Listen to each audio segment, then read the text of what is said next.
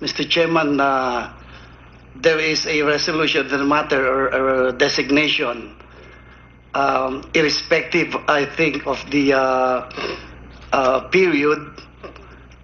I think the principle of regularity in the performance, Your Honor, would come in this. Anyway, I think the rationale or purpose. The much abused presumption of regularity in the performance of duty.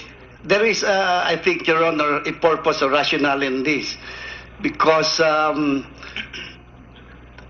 are, I think, a thousand petition for reviews pending with the Department of Justice, and there are also cases which are pending with the court, especially those cases which have not yet been arraigned.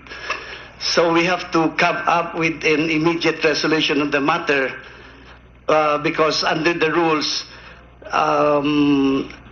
the litigants are given 60 days, or the court is given 60 days within which to arraign.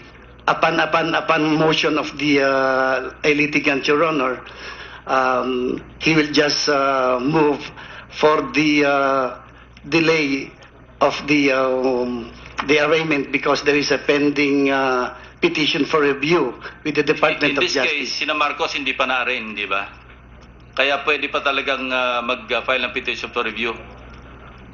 Pag na-arraign na, hindi na pwede mag-file ng petition for review, hindi ba? Yes, Your Honor.